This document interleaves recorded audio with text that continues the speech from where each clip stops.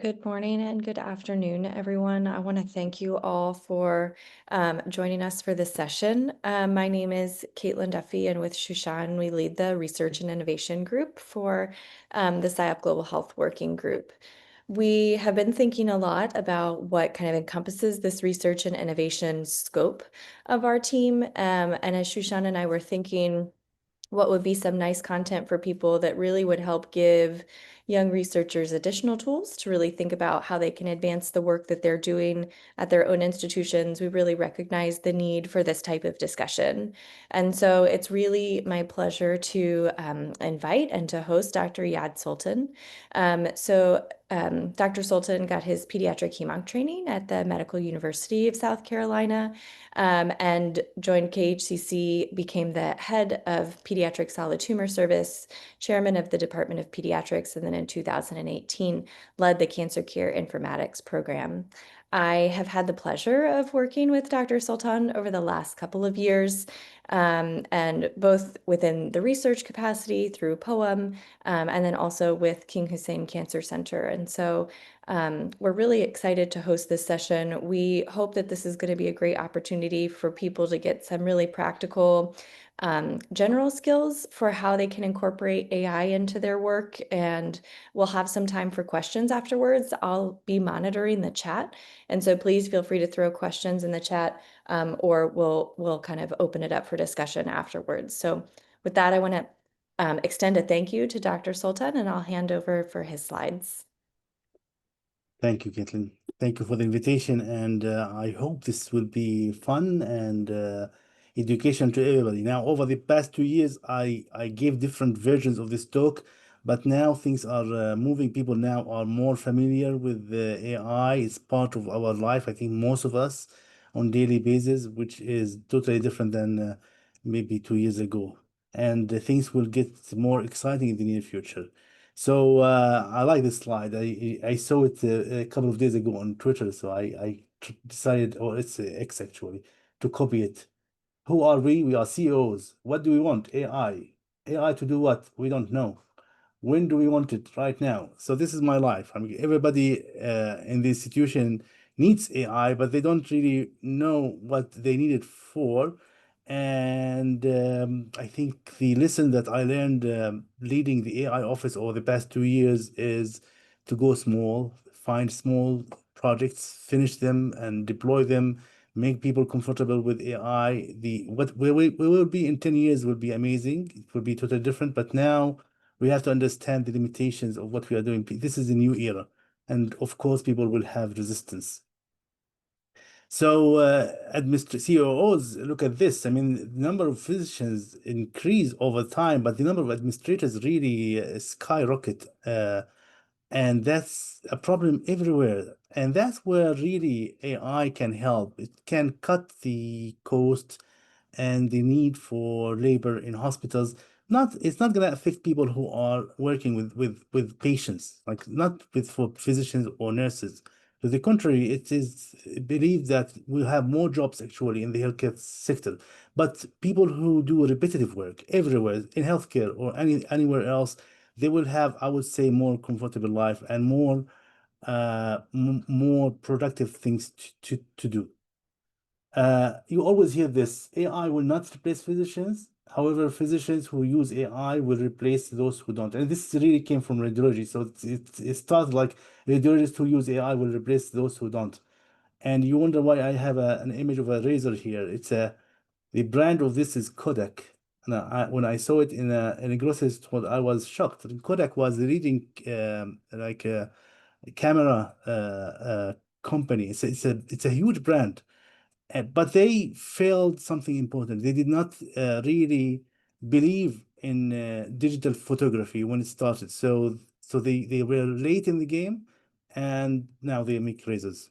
Too sad. So we don't want to do that. We don't want to be late in adopting AI. And this technology is going to change everything we do. So we have to be on top of it. Mr. Musk, I don't know how many fans he has here, but he says AI is already better than most doctors. That's the honest truth, and it will become far better. Same for all jobs, to be honest, including mine.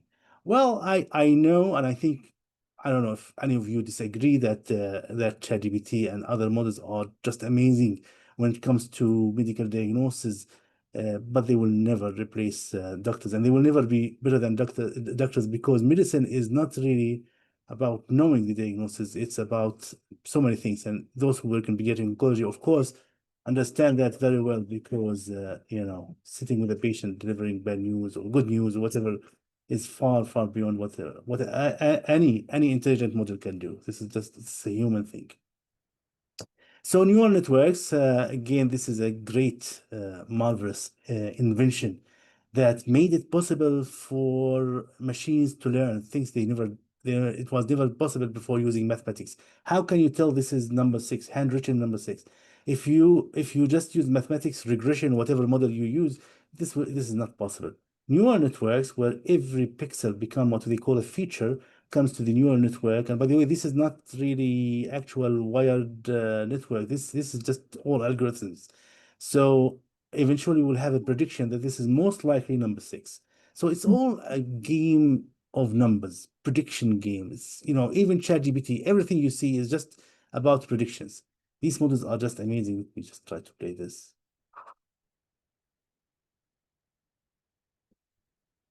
So this is features coming here to the first layer, and then there's a hidden layer, and then eventually, based on the pixels that are just controlling these nodes, we'll have the final ultimate prediction.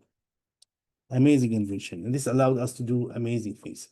I'm gonna show you this picture we had a few months ago, a workshop called AI for the pediatric oncologist during the POEM meeting in Amman. And Dr. Jacob Rupert from University of Texas in Arlington gave us a beautiful talk. He had started with a blank page, and he downloaded a data set of patients with pneumonia, chest X-rays for patients with pneumonia or normal chest X-rays. And he used a small neural network called MobileNet, programmed this on a free Google application called Colab. And he started with something like this. If you can see, I don't know if you see my arrow, but the diagram on the left shows an area under the curve, which is almost 50%. This is what happens when you predict. The question was, is this pneumonia or no pneumonia? And the model was just guessing 50% of the time. After 10 minutes of training using this free platform, we got to the point that the area under the curve was 95%. So this model became very accurate in predicting pneumonia versus no pneumonia. So I asked him, how can a model that's made to differentiate between dogs and cats become so good in a few minutes? And his answer is, inside the model, we don't know how the model looks at dogs and cats. It turns to something totally different called embeddings. It's multidimensional world that's totally different from what our eyes see. And in this strange multidimensional world, pneumonia and non-pneumonia look like dog and cat. So I don't know if that makes any sense, but this brings us to a very interesting fact that these models are black box technologies. So we don't know how they think. We are just amazed by the output they have, but we always it will be always a struggle to understand really how they think. And how can we decide that the patient has pneumonia if we don't know why the patient really has pneumonia? This is not the way we do medicine, right? I was delivering a talk to the Jordan Society of Pathology a few months ago, and I took this to them and told them that the model, like MobileNet, is called a convoluted neural network. This is an advanced neural network which doesn't look only to the whole image, but to the small features like the ear, the eye, the nose of the animals to tell if this is a dog or cat.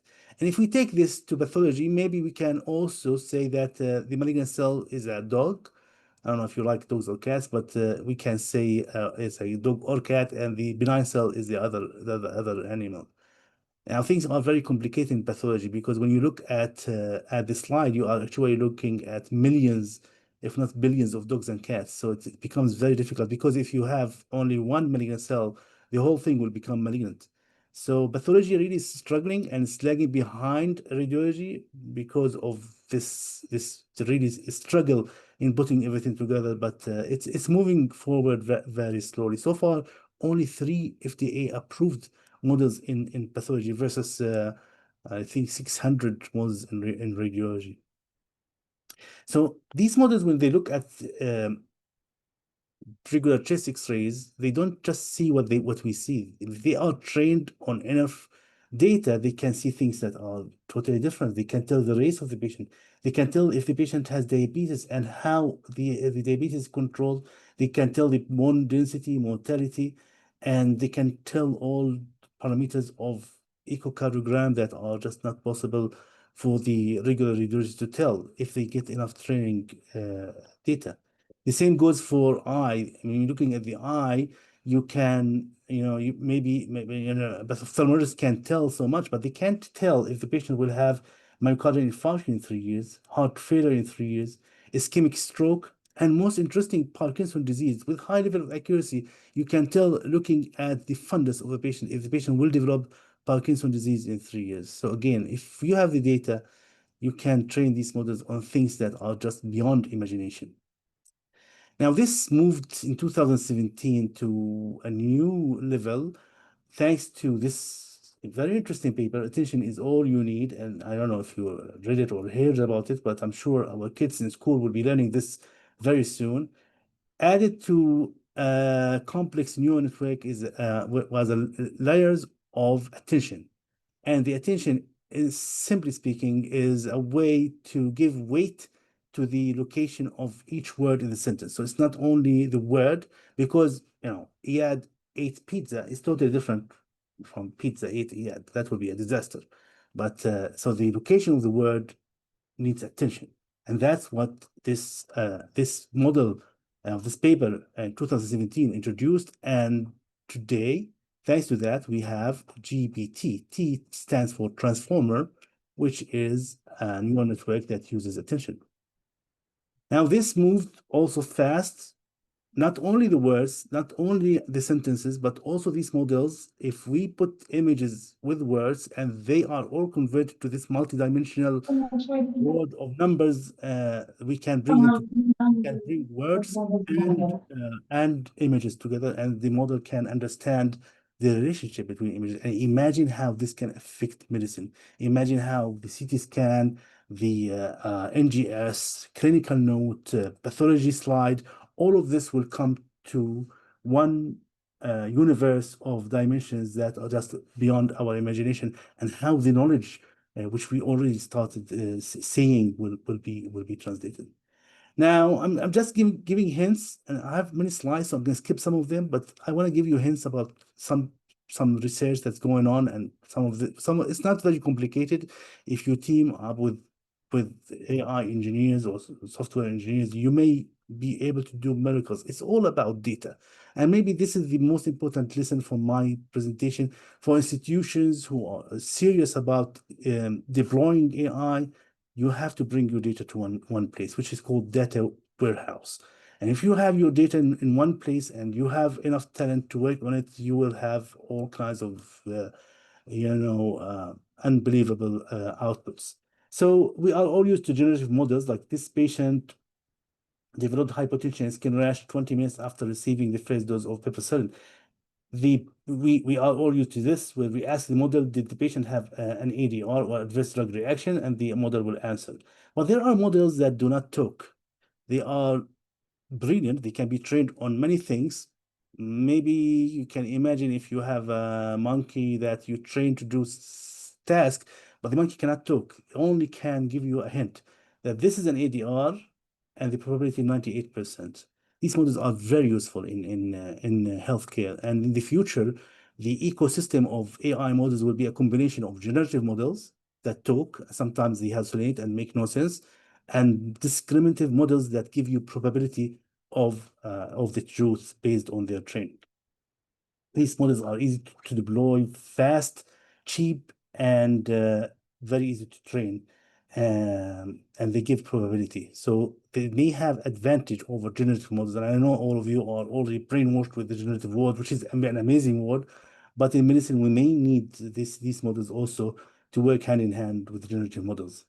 Another idea is knowledge distillation, where you take a large model like ChatGPT 5 or whatever, and take a small model and try to transfer the knowledge from the large model to the small model. And this is very doable, by the way, especially when you're talking about small tasks. And then you can train maybe a burst or non-generative model to do a specific task. This is a hot area of research in medicine, and it's fascinating, really. Uh, Training, I keep saying the word training LLM. And this is how we start from scratch. We give the model large corpus of text to read, and just by reading it, they do what we call next word prediction. So if you say King Hussein cancer, they will predict the word center, but this will over time and time and time when you are In progress. with this neural network, things become they really learn and become what they are today. And it's unbelievable that we talk to machines. Now, these models also can be fine-tuned. So if you have a specific task, even the generative models, if you give them enough, if you are training them on adverse drug reaction or CTCAE toxicity criteria, for example, if you give them enough text, you can fine tune them. However, this needs special care because when you fine tune a model, it may forget other tasks and become really just focusing on the tasks that you are training on. There's a new way of training the models without losing much and without having supercomputers, which most of us do not have. It's called LoRa, which is, it's a way to train models by adding few layers to the model without really changing the whole thing. So this is also, it's finding its way to the research in healthcare AI. It's term that also now we have to understand, because again, these terms are everywhere in literature, and hear them everywhere. So we need to be accustomed to them. RAG, which is a retrieval augmented generation. It's a way, I mean, we don't want to train a model, but we have our staging system or our textbook of oncology, and we want to give our model immediate access to the data that is in the model. So we have to convert this text to numbers, embeddings. I mean, I'm used to this word now, as I said many times. And then the model, when you ask the model a question, instead of going and searching for the text, which takes a long time, now search through what they call proximity search or similarity search. So it will find the numbers that look similar to the numbers that you question on. It's very complicated, but it's using just mathematics to find the most related material. And then in nanoseconds, it will be able to find things that are not part of their knowledge, and hopefully this will reduce hallucinations. I have to tell you, it does not eliminate hallucinations. Hallucinations is our challenge, and I know we can spend hours talking about hallucinations, and the fact that those models hallucinate to me is just fascinating because it makes them more human than machines. Calculators don't hallucinate. You never have a calculator that hallucinates. Computers don't hallucinate. When you write a Word document, it stays the way it is. But these models hallucinate because, in a way, they think like humans, and humans lie. Machines don't. So I don't know. This is there's an application, beautiful application for RAG system. It's Apollo, which is a project Google. They added a RAG system to mid-LM model using PALM2 Google models, and it's kind of old model now. And the results were improved significantly, adding the RAG system. So RAG is a great way to enhance the knowledge of the models. However, I have to just remind you, it will not eliminate the problem of hallucinations 100%. There's an advanced way of doing this. Instead of just putting everything and converting it to numbers, ask the model to read the text, which is again your clinical practice guidelines, your protocol, whatever. And instead of just converting it to numbers randomly, read it, understand it, build links between it, and that's a knowledge graph, which is an advanced way. And it can be combined with RAG, by the way, but it will enhance the knowledge of language models in another area of very hot research. You will hear this more and more today. Agentic AI is the fashion in AI, and the word is overused. But what it is, you take a language model, you add some tools like a calculator, website search, PubMed access, Wikipedia access. So the model will become really more powerful. We also have reasoning AI where the model thinks, and now the new models like ChatGPT 5 actually is it the main thing about it is the reasoning model. So instead of giving the answer immediately, it keeps thinking and thinking and thinking and reasoning until it finds the truth. And actually, if you don't stop ChatGPT 5, it will keep going and going and going. Maybe for a simple question, it will go for days. So they have guardrails for the model not to overshoot, because otherwise each query or prompt will cost millions of dollars. And there's also model context protocol also creeping to medical literature, and this is a way for different LLMs and agents to talk to each other. It was an invention of Claude company, Anthropic, to make their agents talk to each other, and now it's everywhere. And hospitals are already deploying things that use MCPs. So it's AI is revolutionizing everything. Radiology is being revolutionized. There's a model in Northwestern Medicine where they train a model, a generative model, to read radiology and generate a report. This is in research. No FDA approval so far for any model to generate a radiology report, but they claim that it cut the time of their work that need is by radiologists by 40%. So it's amazing. But again, just imagine if these models make hallucinate, and there's no guarantee that they will not hallucinate and just give you a wrong answer. It will take a long time for us really to adopt. I don't see this happening in few years. I may be wrong, by the way. Like nobody predicted what's happening today, but I don't see a model reading a pathology or radiology and giving a full report in research under very controlled conditions. Maybe this is happening. But what we will see instead is the birth of foundation models which can predict. And I told you already about non-generative discriminative models that are trained, and they are amazing models. Harvard published the Uni model, and it's for pathology, trained on 100 million pathology images.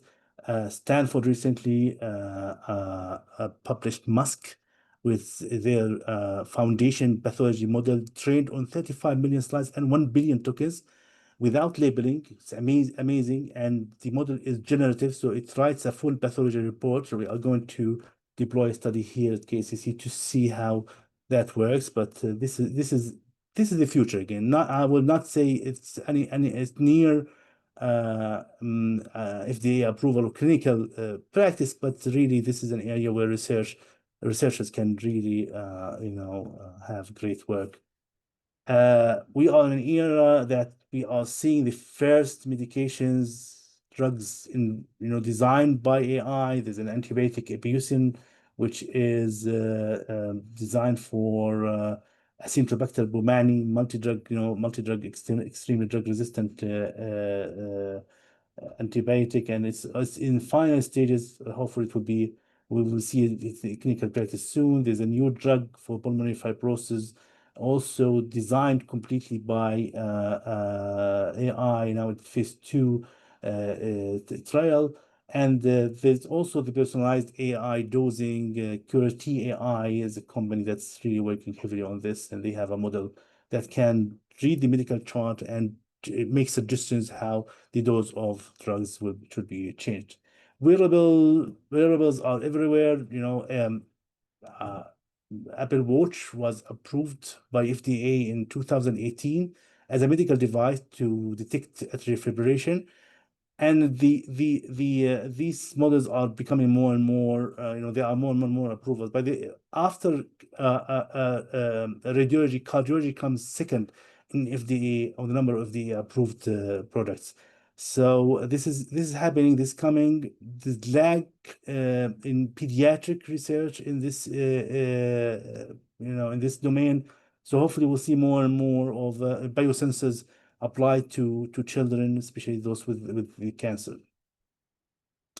I'm going to talk a little bit about our experience at KCC. As I said, we are, we built an AI office 2 years ago, and I'm struggling over the past 2 years to make this useful.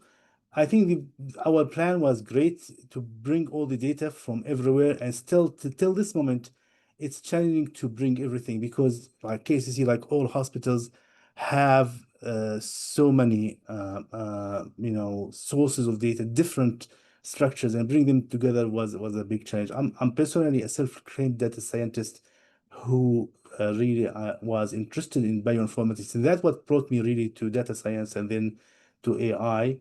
I was fascinated by the genome, but bioinformatics is, I guess, the most challenging domain of informatics, and everything becomes easy after you work a little bit with bioinformatics. Anyway, we brought the structured data, our tables, vital signs, labs, blood cultures, etc. Our unstructured notes, like our medical notes, radiology, pathology reports. We brought some unique data, our pharmacy record, financial records, very challenging really. I mean, we are still struggling to bring all our financial records because they have different systems, and we are trying to bring all of this. Then our images, we are working on it. We did not really go to text yet. I know many hospitals, I don't know if any of you already use speech to text models to dictate medical notes, but this is becoming a common practice in United States, North America, Europe. And all of this is ingested in one place we call data warehouse with access to a large language model, which we call KCC Brain. Already we have, the prototype of this, and it's amazing because now we have all our policies. We have 1,400 policies at KCC. Like all hospitals, we keep writing policies, and most of them, none of us have ever read. So the KCC Brain, you go and ask about whatever you want, and the model will go. We built a knowledge graph, which is, it took really long time to build, but eventually it's beautiful. It can link all the policies together, and it will tell you that this policy is redundant, this part is a duplicate of this part conflicts with another policy. This was never possible using our brain. So now I think this is the beauty of this in new era. It's not going to replace us, but it will help us. This is our data, it's our SQL database, which we enjoy going to and getting our data in seconds. You can get data that in the past will need really weeks or months to get. And we learned that emails are very powerful. I mean, sending emails to people and telling them that what's happening is always a great thing to do. Building dashboards where people can visualize data, having KPIs. We recently built repository for our KPIs. We call it KPI Prism because we have so many KPIs in the hospital, and everybody builds makes a new KPI. So now people submit their KPIs to one place. It gets approved by a central office and then collected manually, and also getting the AI office to look in ways how we can get this KPI also submitted automatically, monthly or weekly, whatever. So this is how things will evolve later on, building prediction models, and of course, having access of the KCC brain to all of this. And this is structure of KCC brain. It's a multi-model, multi-agentic model. Agents, just remember, agents will do miracles in hospitals. Multi-agentic systems can do so many. And I wish we have just 1 hour to talk about agents, because we can start building, a multi-agent system and think like, make an agent a resident, make it a consultant, make a nurse, and imagine how those people work together and then write a note that it was never possible before. We do lots of extractions. So we go to, for example, our radiology reports. We get all the data from our radiology reports and we store it in one SQL table. And then this becomes the substance of our dashboards and prediction models. So, converting, we did this task on many things. We have a platform called iExtractor where we extract. This is a snapshot or a screenshot of the iExtractor, where we have the actual note and then the detailed extraction, and people validate this model, and then we can tell this is accurate, and then we move and start collecting data. For example, our pharmacy always write notes for adverse drug reactions. We extract now those notes, we put them in a structured way, and then it becomes possible to do things that were never possible before, like building this beautiful dashboard. We can look at all kinds of toxicities, all medications, a number of adverse drug reactions. We can just looking at this heat map and tell which toxicities are most common and which drugs are more, frequently causing adverse drug reactions. This is our rapid response team. They also built a form, and I'm not in the mood of building more forms. I think we already have many forms everywhere. I mean, those who use electronic medical records have so many of these. I'm not a fan of this, but since they made it and we started extracting it, they were initially surprised that they have fewer notes than what they expected, and this is really a big lesson. I mean, if you don't measure something, you cannot manage it. So we built this dashboard, and then they were able to look every day what's happening to their data. We built a dashboard for our infection control. Took lots of time, but these things are not easy, really. It takes lots of work really to get the data together. Lots of meetings where we discuss with our infection control team really what they need, and then eventually you get things that really are amazing, like the number of MDR bacteria, the number of blood contamination. There's KPI for infection control, looking at how many samples have blood contamination. And this is another lesson we learned. I mean, most of us are not programmers, and you shouldn't be programmers. And I'm not saying that any of you should learn to code. I code a lot. I mean, I spend most of my day coding, but I don't think this is a good example for any of you. I think what you need to do is when you work with a team of whoever, I mean, engineers, and they write a code, you have the power to use ChatGPT or Claude or whatever model to understand this code. So here we took the code that was used to build our blood contamination KPI and brought the CDC guidelines for blood contamination and asked Claude, uh, is our code compliant with CDC guidelines for BCC? And beautiful. Like in less than 1 minute, you get an answer that I assume in the past will need tens of specialists and programmers to work together to understand and align the guidelines with the code. Amazing. This is really, and just I'm amazed with these things. CLABSI rate calculation is very complicated because it really needs you to look at the notes of the patients, understand how many patients have venous access devices, look at the blood cultures, vital signs, laboratory tests because all of these have something to do. Patients with low ANC with blood culture have special definition in CLABSI.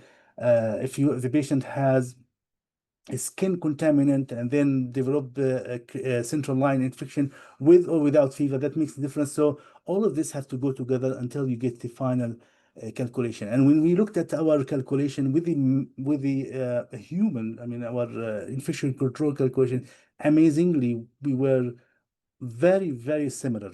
It's the same goes for antibiogram. And I think I mean I'm proud that our team is able to do this by hand. It's just beyond my imagination, but really these models, if they are built well, can do these things, and it helps a lot when you have clean, accurate data to understand how these things happen. This is our CLABS rate. I'm going to go over it. This is our intelligent note generator, which can generate discharge note, medical report. You can talk to the medical chart and ask questions.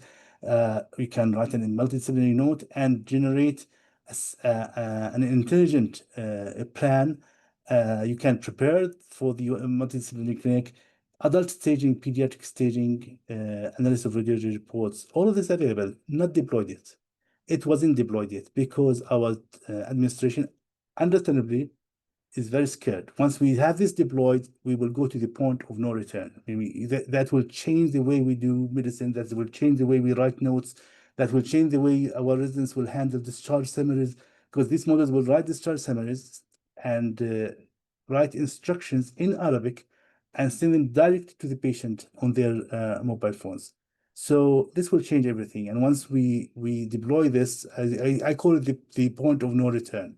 It's very scary. We are all scared, but eventually this is gonna happen. The note example of the medical report generation and the quality of medical notes used. And by the way, we use ChatGPT through Azure special connection, so we are secure, hopefully. But and this is HIPAA compliant, by the way. Uh, we, I mean, I have a patient whose father is a surgeon, and she's been with us for many years. And I generated a report and gave it to him to read, and he did. Next time he came to the clinic, he said, "Never I read anything, any report as good as this report." So those models are just amazing, but they hallucinate. Uh, we built our discharge summary. Took a long time really to come to the new era of large context models, because now in GPT 4.1 and 5, you can put 1 million tokens. The same goes for Gemini 2.5, but previous models had smaller context windows, so you cannot put a whole chart. Patient charts can have hundreds of thousands of notes, and to throw everything to write a medical report, for example, was not possible. So we used the technology called MapReduce, where we chunk the medical chart to small chunks and go summarize each part and then combine the summaries together. And it works very well, but it's very, very, very slow, really. And it's much, much slower than the new So the new models are just, I mean, you can throw the whole thing to them, and then they will write a beautiful medical report. We used PDQI 9 to compare our models, our notes. Uh, Two experts reviewed each note, and you can tell that human generated notes were the worst. MapReduce was 4.8 out of 5. And then we have the prompt, which we call the prompt where we throw the whole thing in one prompt. The score was 4.9. Amazing, amazing. It was just uh, best in everything. Um, like this 2 years ago, we tried to use ChatGPT and for our genetic cancer predisposition clinic, and simply we put the cancer the clinic note to ChatGPT and asked it to predict what mutation does the patient have, and it really was able to predict this with very high accuracy, 93%.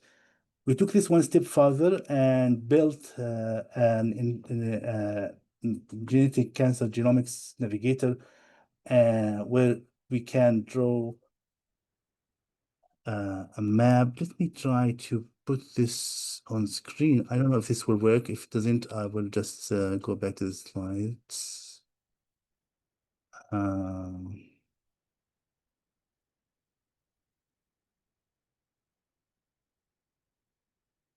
hmm. Do you see it now? Do you see the intelligent, the cancer, the king consent Ye- foundation? Do you see it? Anybody see it? Yes. Yes, we see it. Okay, so this is a patient called Sarah, and she has leukemia. Let's be more specific. Acute lymphoblastic leukemia at the age of 3. I don't know anything about her genetics. She's alive. I'm gonna add a parent. The father is here. It's Adam. And the age of 36, he had colon cancer. And he's alive. I'm gonna add a spouse. That's his mother.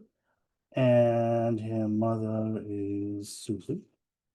And she is 30. She never had cancer. I'm gonna stop this. We have lots of consanguinity, so we'll have to select this consanguinity or what. And then I can do AI analysis. We, w- you know, this is a GPT 4.1. We will upgrade to GPT 5.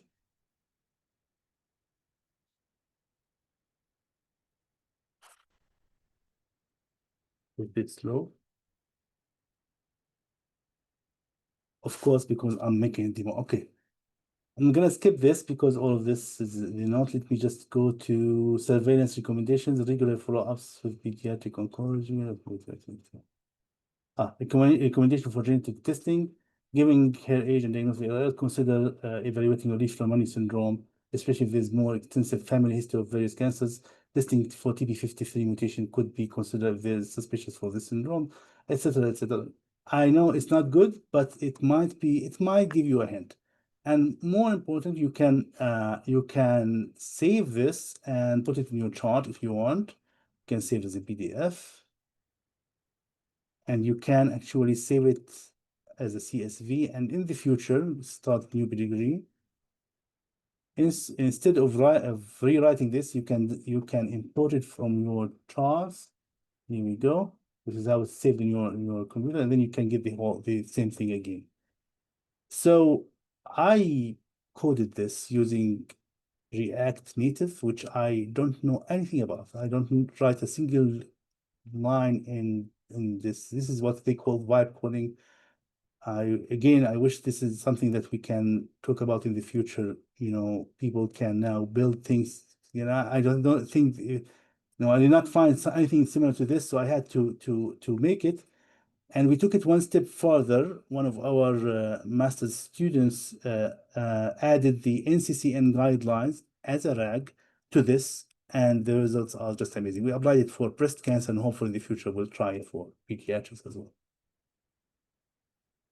Okay. Another model we built is the stage calculator. I'm gonna share all these links by the end of this talk. So if you are interested, we submitted this to pediatric bladder cancer, got approved with minor revisions last week. So hopefully you will see it in print soon, and you can use it for those who want to try it. It's a lovely educational thing, but we have this disclaimer. This is of course generative AI. So again, these things hallucinate. I have nothing, cannot say anything. Okay. I'm gonna try also to show you this.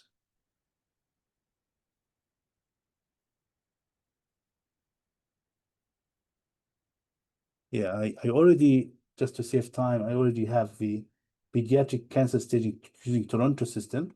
We have the adult staging, which is way more complicated, and already that's already being evaluated. But we finished the evaluation of the pediatric staging. We put the notes, which is a combination of multidisciplinary clinic notes, your radiology, pathology, all notes in the first 3 months. And this thing can take up to 1 million tokens. So basically, you can throw as much as you want. But of course, do not include any identifiers.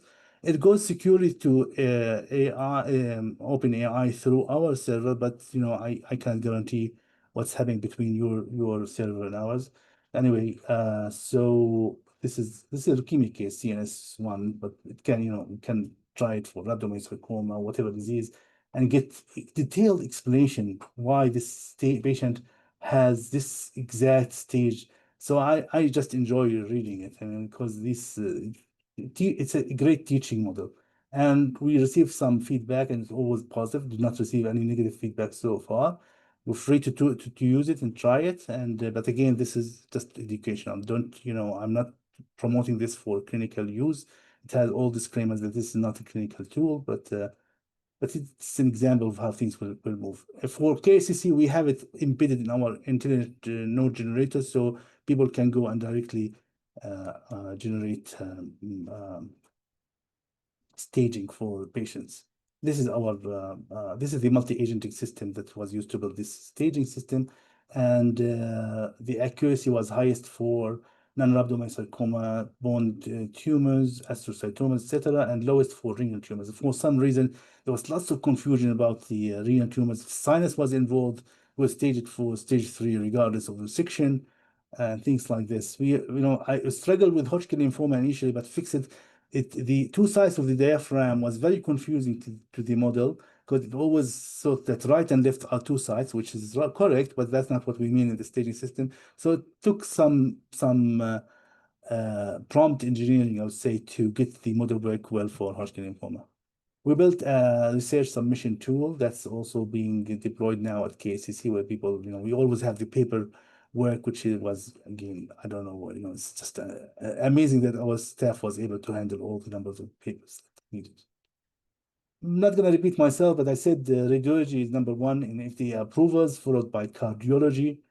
For pediatrics, using AI can do many things. It can help us in decreasing anesthesia, decreasing the need for contrast, decreasing the cost, the radiation dose, and false positives. How is that done?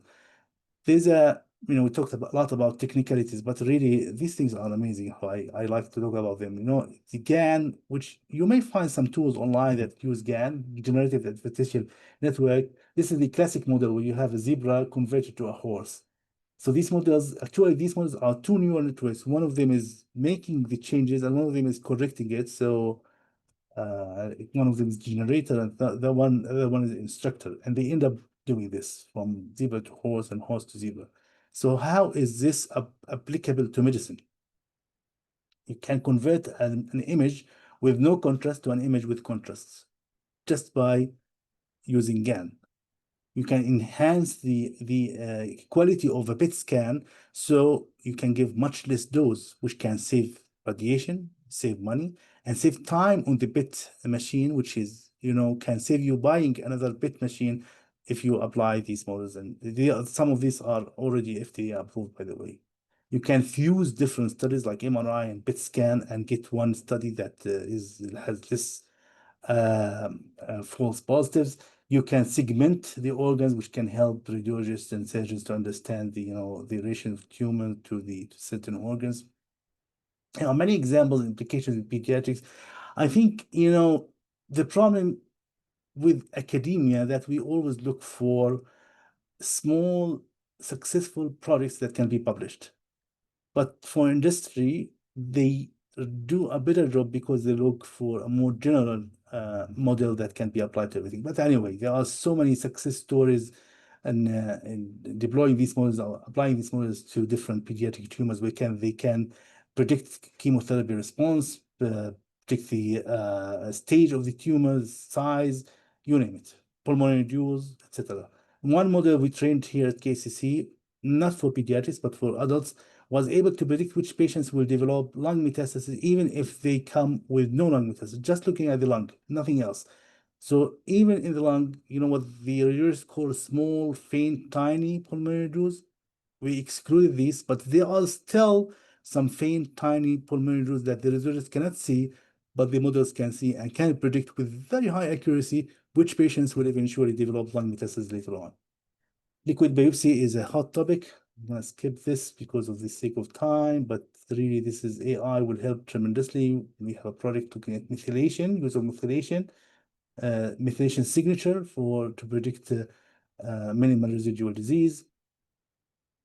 I always say knowledge is power. I'm sure each one of you has examples of ChatGPT helping somehow in diagnosing a patient. Our pediatric cardiologist last week just stopped me for half an hour, telling me about what he's doing with ChatGPT. Senior pediatric cardiologist, he's using it for the most difficult cases, and it's giving him amazing, amazing results. So I simply prompted the model to generate 10 notes describing children with symptoms suggestive of cancer before doing any investigation. And I will use these notes to see if AI can predict which patients need screening for cancer. Also generate 10 notes of children with no cancer, as I will use them for comparison. And then I ask the model to read the notes and provide me with one answer. List notes that has suspicion of childhood cancer and those that are not. This is a simple experiment. I just did it for the presentation, and the accuracy is 100%. Did it for all cases, was able to predict which patients needed to be examined for cancer. So imagine in a general pediatrician clinic where having a very busy practice, how the model can read the notes and predict which patients will need to be screened for cancer. If I don't know when any of you worked as a general pediatrician, but when you have like 100 patients with fever, runny nose, constipation, ear infection, and then you have to select one patient who will come to you, by the way, every 3 or 4 years to the maximum, who has leukemia. It will be a big challenge. I make advertisement for Perplexity. This is my favorite model. I always use it. This is the new Google. You search Perplexity for anything, and it's just I like Perplexity. It's built on ChatGPT, but it's more made to give you more accurate references. But again, and I'm sure each one of you will try to use GPT for references and give you some strange hallucinated that looks perfectly fine references. Perplexity will not do that. I mean, it will not usually do that. It did it for me one time, so I can't say 100% it's accurate. AI is built on data. So if you have data, organized data, clean data sets that can be used for training, you just will rule the world. It's all about data. These models are hungry for data. If you have enough data, cleaned, uh, uh, accurate, no missing data, then you can build so much. I'm gonna skip a little bit because you need lots of data to train or even to fine tune any model. I'm gonna skip this. I'll go quickly to, yeah, uh, MIT generated, I mean, a report last week. It's amazing. 95% of institutions that invested in generative AI did not have anything in return. Only 5% of the models reached production. And healthcare wasn't in the top, by the way. Media and tech were the top two, but healthcare is in the top. So lots of waste in AI. I think we need to reprogram ourselves, fine tune our ambition. And I'm still a big believer in AI in medicine, but really it has to go through a slow path, painful path, but it's worth it because eventually we want the best to be delivered to our patients.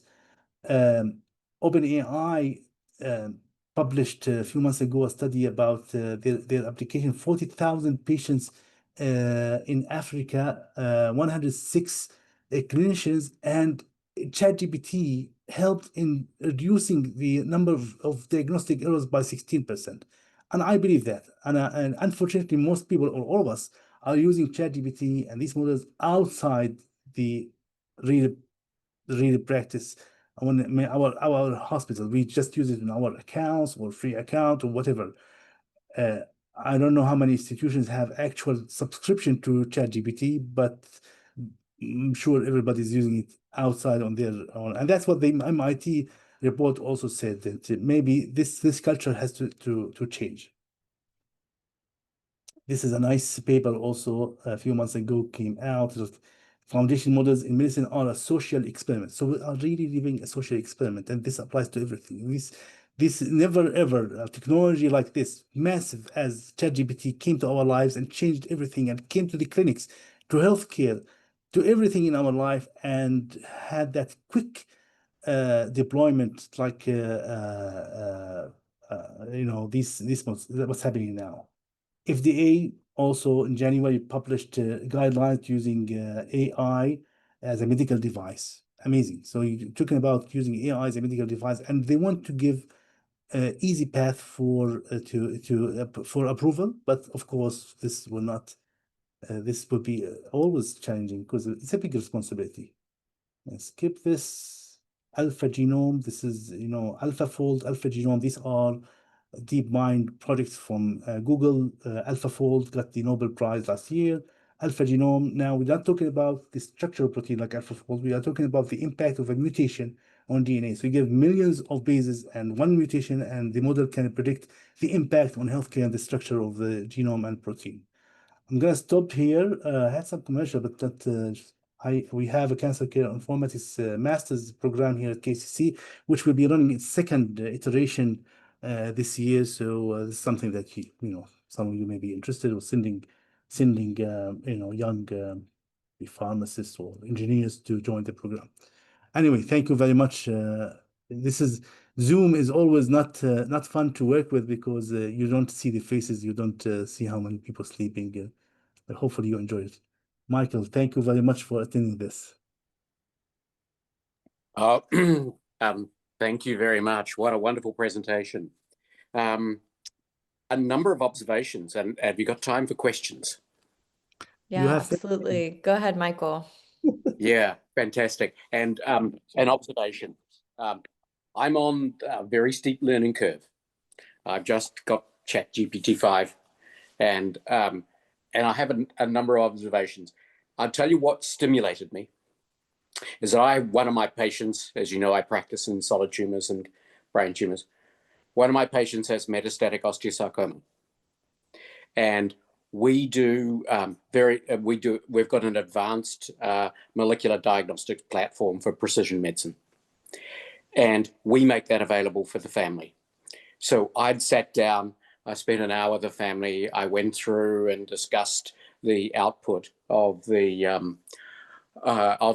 genomics. And then the next week, she came to me and she said, she got the report, she threw it entirely into, this is a 5-page advanced genomics report. She threw it all into ChatGPT, came back to me very depressed. ChatGPT, whatever it is at the moment, lacks compassion, lacks insight into the patient's feeling, and offered no hope.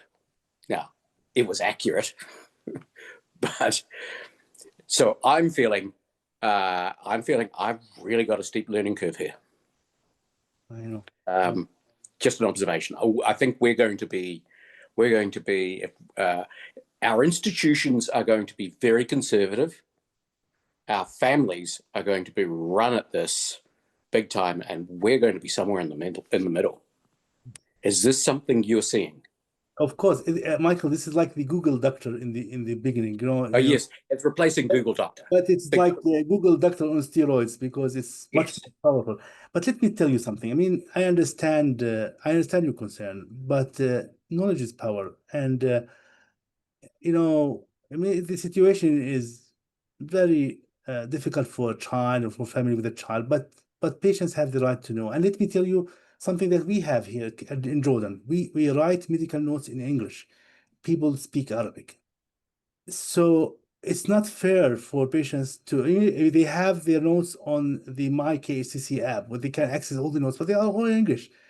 Imagine the power that patients have now just with one click translating into Arabic. I know I have my concerns on that too, but still, I mean, if I'm a patient, I would like to have this kind of power. I would like to understand every single word in my chart. And getting people to understand the language of each other. I mean, the genetic test report is very complicated, but the patient has the right to understand it. Maybe this is not a good example, but if I'm a patient, and all of us will be patients one day, I would love to know everything and understand things that, like in my home, read and talk to somebody who's top expert. And this is what these models are doing. So I don't know. I liked your message that maybe the future for now is going to be hybrid, that they're going to be discrete tasks. The idea of throwing the whole chart and that's going to give us everything. But I'm wondering, for instance, and of course, in the solid tumor practice, we know that across all of the treatment, all of the protocols, all of the clinical trials, pulmonary metastases are different by measure, by size, by appearance. For hepatoblastoma, Ewing sarcoma, osteosarcoma, Wilms tumor, it would be really lovely to see build a model that is going to really accurately predict the pediatric pulmonary nodules and what subsequently becomes malignancy, but break it down by disease because they're all different pathologies, etc. We could, for instance, for hepatoblastoma, we could get and build that. That would be great. It would be really useful. Yes, and I think with all the collaboration we have and the computational power that St. Jude has, for example, we can think about building our pediatric oncology language model, which will not be like GPT. It will have more understanding of the pediatric oncology field, and that may be a dream. I'm sure one day will happen. Not sure when, but we'll get to that one day. Before I retire, please. Yeah. Which Caitlin knows is not anytime soon. Better not be. Better not be. Okay. Yeah, others may have other questions. This is wonderful. Oh, another thought. One other thought is, better as well as I do, in many settings, our pathologists in many parts of the world are high volume pathologists with very few in numbers. Yes. Can we find a way of applying this so that our colleagues in Papua New Guinea and Sub-Saharan Africa, etc., where they have literally got stacks going to the roof of unreported slides, how can we harness this technology to automate some of those very person-dependent tasks and make it available for families? I'm sure this is coming, not now, but today Yeah. the only way to do this is research. And there are Yeah. beautiful models, open source for research, like Musk, M-U-S-K. Really, it's Musk from Stanford. This model is so powerful, but it's only available to be used for research. So if anybody's serious about this, get it, apply it, and then you need to have, of course, digital, scanner to scan your pathology, but it will give amazing. And I agree, pathology is our bottleneck. It's our, Achilles tendon. Pathology is a big problem. Same for radiology, by the way. And somebody from Syria was training at KCC told me last week something amazing, that they use it to read CT scans. I will never recommend that, but he said that it gives more accurate results than many other radiologists. So I don't know. This is wonderful. Yeah.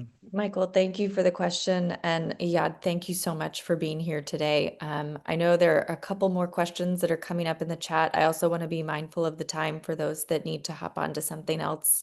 Thank you so much for joining us today. We'll keep the room open. And one of the things that I mentioned in the chat is that we've talked with Iyad about having a couple of short series.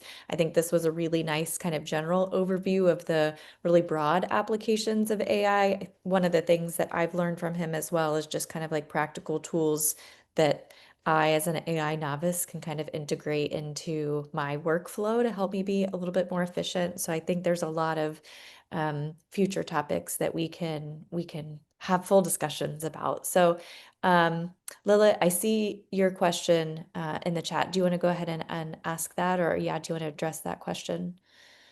It sounds, well, you built CRM, then integrated that GPT. I don't know what CRM. I may need to ask Hi, ChatGPT. everyone. Let me to introduce myself. I'm Lilith from City of Smile Foundation. Actually, I'm not a physician. However, it was very interesting to me to see all this data since I have been data analyst for several years in Les Laboratoires Servier. I am sure that you know the international pharma company. My question is regarding your slides, yes, and the program that you were showing for us on time. And you showed predictions and you informed that it is very important, yes, sure, to have all data in one place. My question was the following. The CRM, yes, you were showing us. You had it built before ChatGPT that was integrated after, or you did it parallelly? What is CRM? I'm still struggling.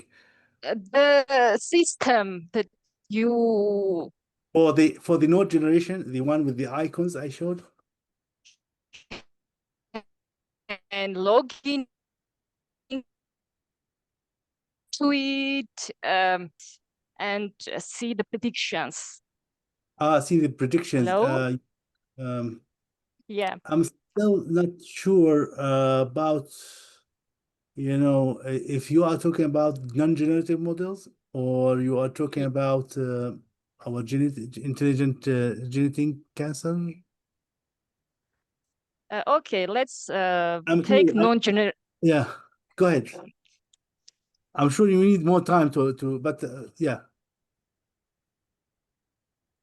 Sorry, I have network problems and maybe I'm not able to explain. However, it was very interesting and informative. Thank you, Lily. Thank you very much. And as much as to see the results, actual improvements in the countries, mostly in African countries, that they have received due to use of these tools. Thank you. Yes, definitely. Yeah, I have one suggestion. and one request. The suggestion for your Wilms tumor, could you build it to stage each kidney, left and right, separately, Amazing. and then your lung? Yes. Amazing. Yeah, definitely. That would overcome it. That Yeah. will be coming. That will be coming. And we struggle with this with the breast cancer because that's very important. So yes, Yeah. in our adult staging system, we stage both sides. Yes, and retinoblastoma, we need that. But the request is, for a very, very long time, I've had an automated literature searcher through PubMed. I use Stork, that searches PubMed for a list of diseases I want, and it sends me an email every Monday saying, here are the 36 publications for your list of a dozen different diseases. Could you send me a prompt? What I would like to do is have a prompt that, because we hate when we miss a really important paper, and I know I miss things, but a prompt that said clinical, here are my 14 favorite diseases, these are the clinical trials, these are the important other studies that have come out, and others may want to see all the biology. But if you put Wilms tumor in, you get all the WT1 genes, all of those reports. Don't want those. I want to make sure I'm not missing things. How can this is something that would be a really useful tool for me. But I know I've got to learn how to build it. No, I will build it for you. Give me 1 month. Because because that would be so useful. This will happen. But Michael, I have to tell you something. I hate Wilms' staging system from the bottom of my heart. I mean, putting stage 4 and 5, and then masking the local stage for those 2 stages is just not okay. I don't know how we ended up with this. The way I do it, and this is my own generative AI, we'll call it biological intelligence. So I look at both kidneys, this is not stage 5. So it's non-stage 5. Then I look at the lungs, non-stage 4. Therefore, it's stage 1 to 3, left or right. Done. And then if the tree goes, it's bilateral, well, it's a 5, but it's pulmonary metastases. It's a 5 and a 4. And then it's a 1 to 3, 5 and 4. So yeah, that's 30 years of thinking. I know, but I don't know how we got stuck with this. Yes, it's true. It's true. This is great. We could go on all evening. Yeah. I think so. I want to thank everybody for joining us today, and I put it in the chat, but we're excited to continue this discussion. So if anybody has any other suggestions, reach out to us or reach out to Iyad, and we look forward to seeing you again soon. Bye, everybody. Have a great rest of your week. Iyad, thank you so much again. We really appreciate it. That's great. Wonderful. Thank you. Great work. Thanks. Bye-bye. Okay, see ya.